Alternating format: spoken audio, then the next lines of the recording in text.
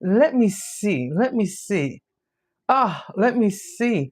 Hopefully my music ain't too loud, honey. Listen. Let's see. Let's see. Let's see. Ah, come on in here. Let me turn this music down. You know what? I think it's gonna be okay because I think I talk loud enough where it's gonna be okay. My mic is on. As long as I can hear me, as soon as I find myself here on these YouTube streets, then I can go ahead and go. Listen, I'm gonna give my listen. I'm gonna give my yeah. Y'all see that? Yes, yes, yes. Let me see if I get the music. Okay, no, not no, no, no. I can't hear the music. Listen, y'all. I got here. Let me tell y'all something. Okay. All I know is today is Resurrection Sunday. Okay. Today is Resurrection Sunday, Easter Sunday, y'all. Get into it. Happy Easter to all y'all out there. Listen, I'm going to give y'all a few minutes or a few seconds to get into the room while I kind of get myself together, honey. Because listen here, when I tell you, that I can't believe that I got here on time, honey. I got here. Listen, I'm gonna have to leave that like that. I got here on time. Okay, I got here on time. And the beautiful thing about it is, I had. Listen, I was like, you know what? Am I gonna make it? Because y'all know, if y'all been rocking with me, it seemed like every time at the very last minute, something goes on and I'm not able to go live as soon as I want to. Listen, y'all, we're gonna have to wipe off this screen, okay? What the devil going on? There we go. That's clear, y'all. That's clear. Listen, y'all. Hello and welcome to Hood Parenting. I am your host, Yashika Foster. Listen, and if you are here, welcome to the neighborhood, honey. You see how I did that? Hood Parenting neighborhood.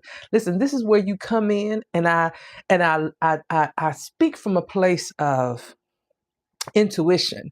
Okay, I share stories of my life experiences and things I've learned away in education. And y'all know I've lived 7 lives, honey. I've lived 7 lives. Okay, and I'm telling you, count them. Okay, I done had a couple of husbands. Okay, I done had a couple of careers. I didn't did all kind of things, honey. Count them. I'd have lived 7 lives, honey. And so, listen. Welcome to another episode of Hood Parenting. Come in, relax, have a seat. If this is your first time here, welcome home, honey. Welcome to the neighborhood. If you are returning, then welcome home, honey. Welcome home. I'm so glad to hear y'all be here with y'all today. Listen, today, y'all, let me tell y'all what happened to me real quick while I give folks time to come on up in here, okay? So, this is one of the things that people don't talk about in terms of being a single woman. Okay. And when I say in terms of being a single woman, I mean, it could be anybody, but specifically women go through this.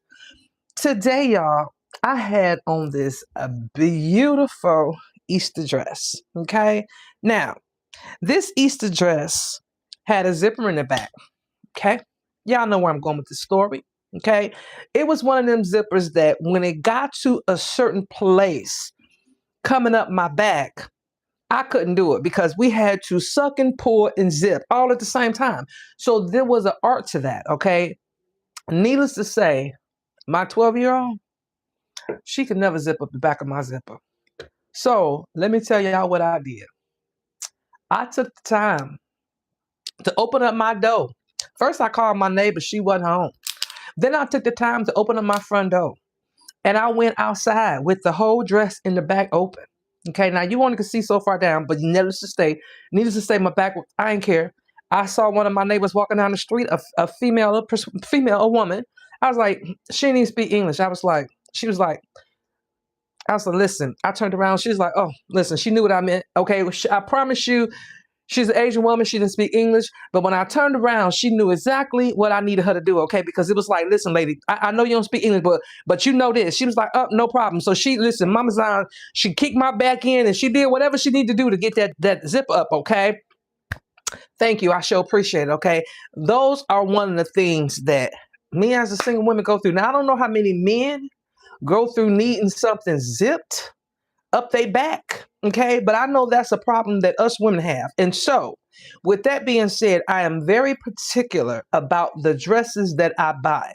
That particular dress had been in my closet. It was brand new for at least I would say 2 summers. Okay, this at least one summer, at least one summer. So this was the perfect day to wear it. It was a perfect dress for Easter, okay? And I did the doggone thing, honey. I did the doggone thing. My daughter and I went to brunch and we had us a good old time. Okay, and I hope y'all had a good old time. Y'all let me know down below what did y'all do for Easter. Do y'all celebrate Easter? Okay, but I will say we started off with church, did all that. Okay, so let me know down below what did y'all do today for Easter? Oh, if y'all celebrate or not, or chose to stay in the house, whatever. But just let me know what y'all did today for Easter because, honey, one thing I was gonna do was gonna have a good time because you all would listen. All I need is a reason to dress up. Now, I will tell you this: I'm one of them people that it don't have to be no holiday, it don't have to be no special occasion. It could be just because I felt like it, and I got many a days that I feel like it. And I'll just dress up. Okay. Yesterday, I'm giving you one more story. Yesterday, my daughter wanted to go to this little outing for middle school kids at the trampoline park. Okay. And I was like, I can't just throw on anything. Okay. And we in the weather now where it's a little bit too warm for sweatsuits. So I had to find some. So I found this little 2-piece outfit. Okay. My daughter looked at me and said, "Where you going?" I said, "Girl, with you." She's like, "Dressed like that, girl?" Yes. Okay, this is the outfit that I'm wearing. I'm sorry if you think I'm overdressed. Okay. This is the outfit I'm wearing. And so okay, my plans was to take her to the trampoline park and then go up the street to the Kickback Jacks and go ahead and have me a good old time in there with the adults. Okay, but I didn't do that. Okay, y'all, I didn't do that, and the reason why I didn't do that is because it was so many kids up in there. I didn't feel good about leaving her, and then on top of that, they say you ain't supposed to leave your kids. But I was like, look, I'm gonna go to the car and I'll be back. Okay, I sat in the car the whole hour and a half. Okay, playing my little games because I wasn't going back in there with all them kids. Okay, some parents was in there, baby. I wasn't doing that. Okay, she gonna better run. She gonna better run. That's all I'm gonna say. Just in that order, she gonna better run. She better run. She gonna run. She better run. If some pop off, because I can, girl, what you want me to do? I'm the oldest parent in there probably. Okay. I am the oldest parent in there probably. Okay. So I'm gonna need anybody else that's in there is a grandparent. All right. I'm probably the oldest parent that's in there. Everybody else in there is a grandparent. So if anything pop off, baby, you better run. She gonna run. Okay. She better run. She better learn how to run. She better run fast. Is what I'm saying. I mean, that's what I learned. That's how I learned growing up in the city of Detroit. That's how we learned. Okay. Listen, y'all come on in here. Y'all come on in here. Listen, I'm just having a good old time. We gonna talk about something today, and I think that this subject right here is one of them subjects where I probably did need to crack a few jokes and laugh a little and lighten the mood before I get into it. Okay, because I already know that some parents that hears this, what I'm gonna say, you ever heard that old expression, "a hit dog holler first"? Mm-hmm. Y'all heard that, right? A hit dog holla first.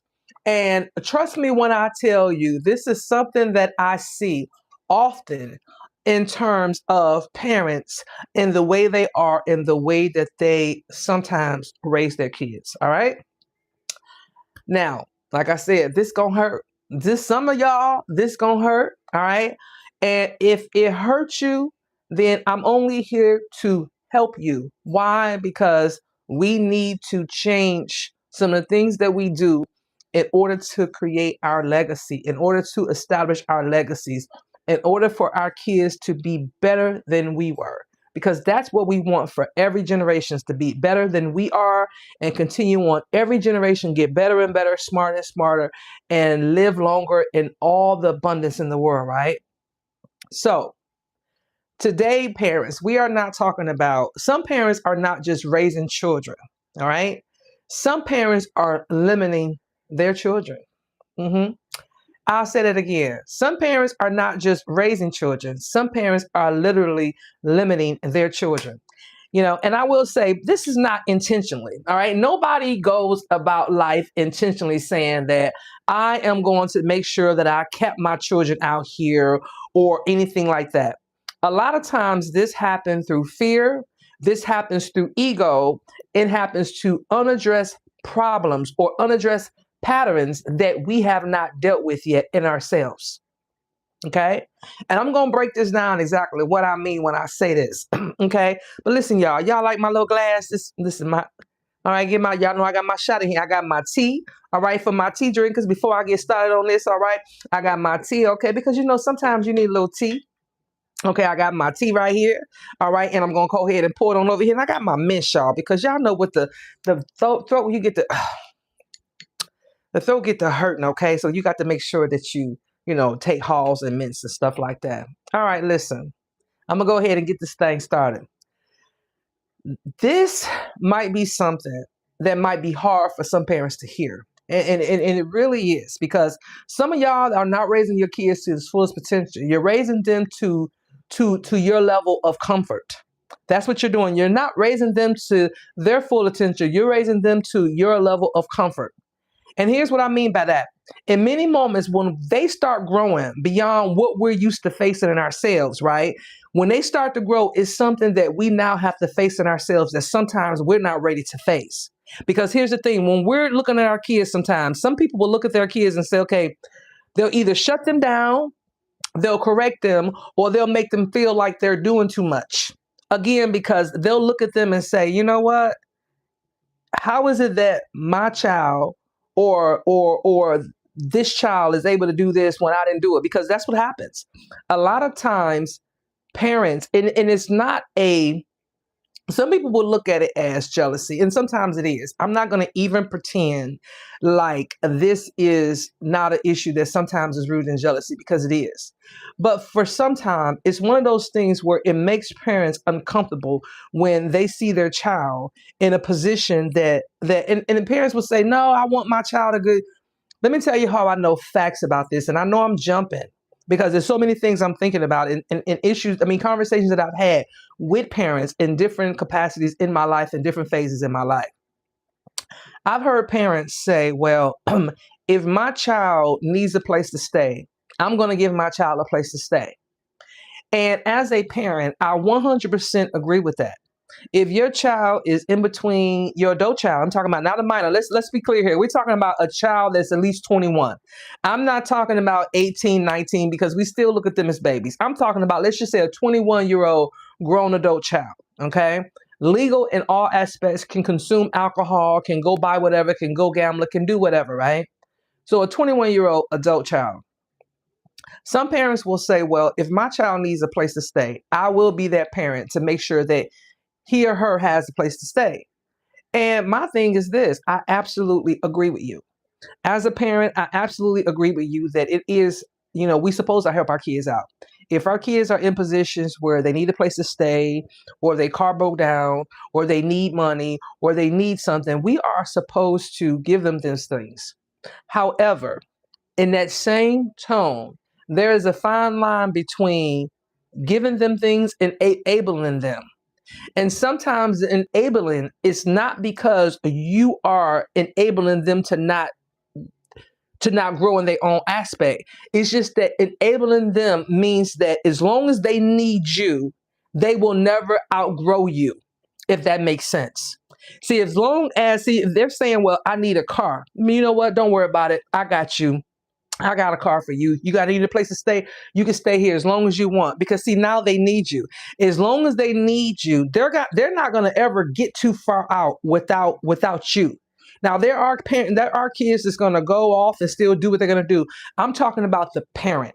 I'm not talking about the capabilities of the child. I'm talking about the parent here, not the child. The child is going to do what they're going to do anyway. I'm not talking about that person. I'm talking about the parent. Okay. A lot of times here, this is where the problem comes in at. This is not bad parenting. This is how we got here a lot of times with the parenting aspect of these parents that put limits on their children. So I say parents that are limiting their children. These are some of the things that we define as the problem. And while I know that this is part of the issue that people are not really paying attention to. Number one, avoidance. Like I said, when your child is growing in an area or they're maturing in things, because here's the thing, when I know for me, and I only could speak for me being able to acquire certain things in my life meant that I had to go through a certain type of mindset shift. Okay. And what that meant was I had to educate myself not only from going to college, but worldly as well, because I didn't come from an environment where everybody was very worldly. We started off more in a small city, and then my mom took my brother and I, and we moved to Detroit. So we started off in Ecorse. And if you know anything about Ecorse, Michigan, it's a very, very small population of people. Everybody literally is related to everybody. And so my mom was like, okay, I'm going to move my kids to Detroit. And so when we went to Detroit, when we were young, that gave us a broader span of us intermixing with other people. However, my mother, she still stayed within her family, but my brother and I, we were thrown into these different schools and these different environments in these different neighborhoods where we were forced to conform to what everybody was doing. And so it got to the point where, my mother looked at it like, okay, well, I can't like, because when there were issues that we were having, she didn't really know what to do with all of it, even when it came to our school week. Okay. And so what I mean by avoidance is that sometimes parents will look at that and say, you know what, I'm not even going to address that. Let that child just do what they do. And they don't address that their issues sometimes because they're limiting themselves. They in turn limit their own child because they're avoiding facing the bigger problem. Sometimes you have to expand. Sometimes you have to say, you know what? I'm going to do this because even if I don't know, baby, it's for my kids. That's why you'll have people that put their kids into private schools or schools like that because they want them to get something that they didn't get. And so I know for me, for example, like I said, when I joined the military, it was one of those things where for me to expand myself, I had to get therapy, I had to get worldly. There was a lot of things I had to do in order for me to grow. Whereas that some people may avoid those issues. And so because they don't do it, they'll make their child like that as well, if that makes sense. Okay. And then another part of that, when we talk about the real problems, is unhealed identity. And so that is that who am I? A lot of times, sometimes we as parents, we have kids before we even know who we are. We have children before we even know what it's like to be a mom, to be a dad, to be a husband, to be a wife, to be whatever, right? We don't even know who we are as a woman, as a man, as a human. And then we'll bring other humans into the world, right? Whether planned or unplanned. But sometimes even when we're playing, we're not thoroughly ready because there are things that come up that you really can't prepare for.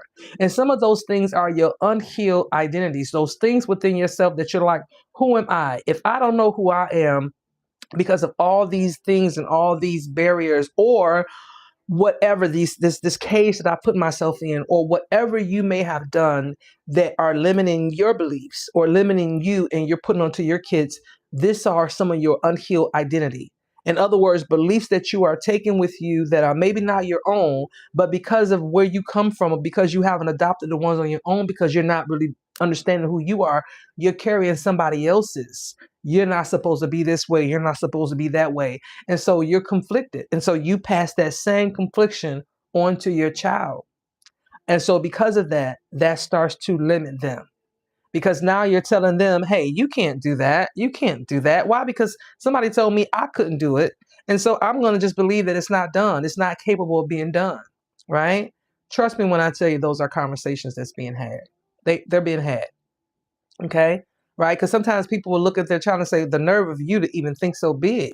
Like, don't get so this, don't get so that. Because in their mind, if you voice too much, if you do too much, then you're being, and that's not the case. You're literally saying, I am rejoicing in my abundance that I've been blessed with. And so when we start to shift that, then we can take care of some of that unhealed identity if we learn to shift our language. Right. Another area, fear of being outgrown. Just like I've mentioned before, some parents will hold their child back simply because if that child becomes too grand, then who am I to them? What can I now teach them? And here's the thing, everybody measures grand on a different level. Okay. Some people may look at it as a position. Some people may look at it as money.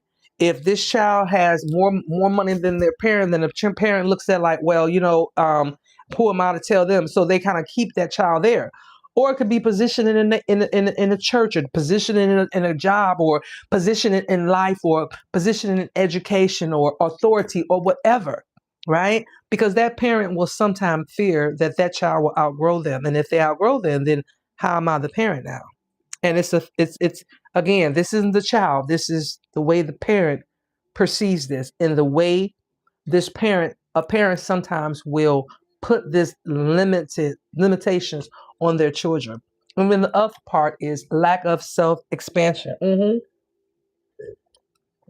Lack of self-expansion. Because here's the thing, sometimes growth in your child will expose stagnation in you. And because of that, some people, some parents, they're not understanding how to deal with that. Okay? And some of the ways that parents are holding their kids back comes from emotionally, right? So when your child expresses their feelings or something along that, parents shut it down. They are not allowing them to say, you know what, let me hear you through, right? Again, that's the way, those are some of the real examples in way parents are holding their children back emotionally. Another area in which sometimes it comes off as the parent is holding their child back, or should I say evident in the way the parent is holding the child back, is intellectually, okay? That child can be asking questions, and instead of the parent answering the question in a way where it helps the child to understand, the parent will sometimes just go ahead and shut the question down, right? And say, you know what, just do as I say and not as I do, right? Because sometimes children need to know why. Sometimes children need to know, children need to ask questions on a deeper level because they need to understand. I remember as a child, this is something that I was always told, because I was one of them kids that I was intellectual, like I was a very smart kid. And so there was a lot of things that I needed to understand why. I needed to know why things were the way they were. You couldn't just tell me something. I got to pick this up. You couldn't just tell me something and then I went along with it. That's not how the kind of child that I was. I was the kind of child that if there was something that I didn't agree with, or something that was being said and I didn't understand, that I'm going to ask the questions. And I was that same person in the military. And I remember when I first joined the military, that was something that I remember this guy said to me, and I've said it before on this platform, a guy by the name of Sergeant First Class Smith. I remember he told me, I was PFC Davis at the time, and I remember he told me, he said, PFC Davis, you're not going to make it long in the Army. He said, because you're not supposed to ask why. And I didn't understand that, because I said, well, Sergeant, if something doesn't make sense to me, then that doesn't make sense. Like, in other words, especially if I know there's a better way to do something. So I say all this to say that as a kid, I didn't like that. I didn't like parents or my parent looking at certain things when I asked questions as being disrespectful, because I genuinely wanted to know. And so that's another way in which sometimes an example of a way in which parents will sometimes limit their kids. All right. And then of course, independently. Okay. Children need to be shown leadership. So if parents are always guiding them and directing them and solving all their problems, when that child gets to the point in his or her life where they need to problem solve, they won't be able to do it without the parent. And sometimes parents are okay with that. Why? Because again, just like I said earlier, some parents want their child to depend on them. That's just what they want. And then, of course, confidence wise, right? Sometimes when your child shines, the parent minimizes because they never felt seen. So in their mind, they're like, well, I'm not going to give you too much. You know, I've heard parents say, like, if you compliment a child on something, the parent will say, well, they get it from me. You know, it's like automatically, instead of them saying, you know what, that is a good thing, like, oh my God, yes, that's amazing, the parent will automatically take some of the credit, even though, yes, it could be an inherited trait. Make no mistake about it. But in terms of confidence, sometimes one of the things that a parent will do is they'll take away from it, because they'll make sure that they're highlighted, because see, they weren't highlighted the same way. And then they're looking at that child like, well, if you got it in you, then I got it in me, because where did you get it from? Right? And it's just the way it is. Sometimes people don't even realize that they're doing it. And that's the thing about it. And this is something that I feel that people need to have more conversations about. And it's hard, because how do you have a conversation with your parent like this, especially as a child? So as parents, we have to be the ones to say, you know what? Am I doing this? Am I putting these limiting beliefs on my child because of what I believe, or the way I was raised, or the fear of them doing something that I wasn't able to do? You have to ask yourself that, because I see it too often for this not to be a conversation to be had, and to be had more frequent. Because again, I don't want to categorize this as being jealousy because it's not always that. It's just sometimes people are uncomfortable, right? We got to remember if you're not correcting behavior, you're correcting what you don't understand in yourself. And so we have to always be cognizant of that. And here's the uncomfortable truth. Some parents are triggered by their child's potential, right? They are. We're not going to even pretend like that doesn't exist because some parents are triggered by their child's potential because it highlights what they didn't become.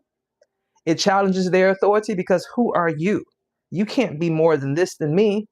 And then it forces them to grow or lose influence because again, if you're doing this and you're doing that, it's like, what can I tell you as a parent?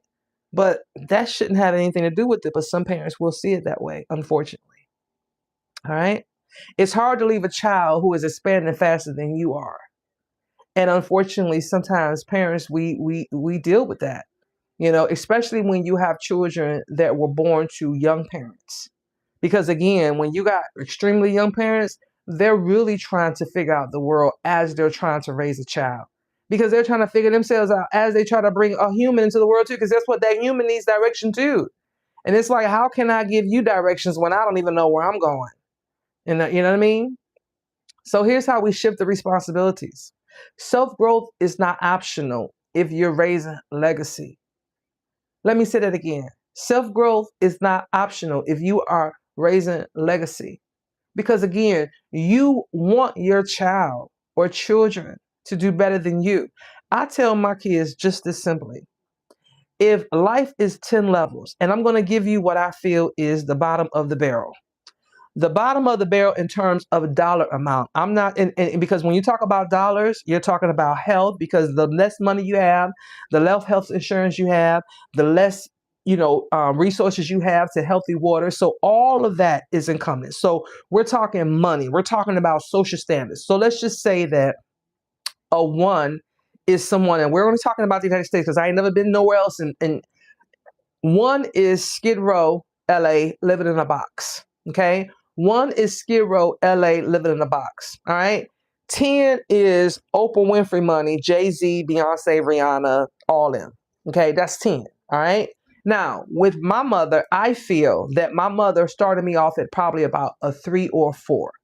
And the reason why I say a 3 or 4, because we had the basic necessities of everything, right? We were not rich or poor. And the reason why I say it wasn't a 1, because why I've never lived in an environment where I've had to worry about, although we were on welfare, I never lived in an environment where we got evicted or anything like that. So I don't know what that's like because I know that some kids or some people do go through that. I never know what it's like to have had my lights turned off. My mother kept the lights on regardless of the fact that she was on welfare. We always had hot water. Like there was nothing that, if it wasn't for the fact that we told people, I don't think people would know we were on welfare back then because the way my mother kept us together, right? Now, I feel like she raised us on a 3. I probably got my kids to about a 7, okay?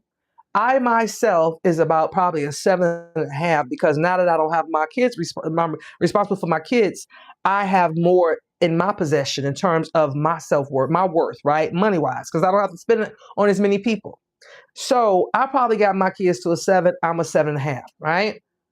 With that being said, I tell my kids, there's no reason in the world why you should be at a 3 or a 4 or a 5 or a 6. If I got you to at least a 7, damn it, you better at least stay at a 7. I don't care if you're not ever able to make it to a 10, but you better not go down to a 3 or 4 where I started from as a kid on welfare. You better not do that, and you damn sure better not go down to 1. Because in my mind, I've done the harder of that. Now, here's the thing. I'm not saying it's going to be easy, but what I know is that I gave you a lot of shortcuts to things that you don't have to deal with. So again, this is how you build legacy. Okay. Self-growth is not optional if you're building legacy. Say that again. You don't get to stay the same and expect a different outcome as parents. We don't. We have to change. And that's why I say for me, I am always pushing forward. My kids can never say, well, mom, you did listen. I'm always pushing forward because why? There's always more to obtain. I only got one time at this thing called life. And I tell people all the time, when I leave up out of here, when I'm in my 80s, I want to leave and get to. I want listen. I want to grow up in there tired. You hear me? I want to be like, "Woo, baby, that was a good old ride." Because I want to know I did everything that I was supposed to make my children, my grandchildren, my great grandchildren, and every other generation after that to help contribute to building our legacy. Because it is my job. It is my responsibility. Once I had children of my own and I created somebody that's carrying on my blood, that automatically created other children because eventually my children are going to have children, at least I hope. And so when they have children, guess what? It's going to continue on. And so I need to do my part. And this is how you start. Okay. You don't get to demand growth without modeling it. And this is why I make sure that I set the examples for my kids to see. Even when I fail, even when I get listening, because it's all part of the process. Failing, tripping, getting over, getting set back, losing, winning, gaining, like all of it, trials, tribulations, the cries, the tears, the tantrums, the throwing stuff, the breaking stuff, the having doggone tantrums, the spazzing out, the going off, everything, all of it is part of the process. But doggone it, when you do see that smile come and that shine from that doggone sun come through, honey, it's all worth it. It's all worth it. Okay. As parents, we don't get to cap your child because you don't want to confront yourself. That's not how you build legacy. You can't put a cap on your child. You gotta get comfortable with and being uncomfortable. Listen, let them do them.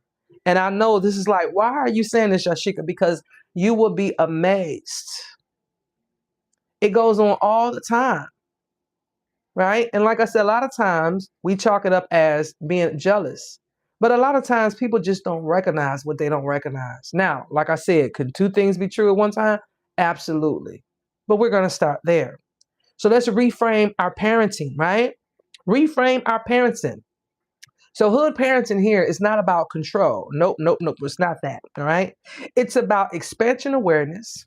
It's about identity, leadership, and generational elevation. Okay. Because see, when it comes down to it, you're not just raising a child. You are managing the growth capacity of your bloodline.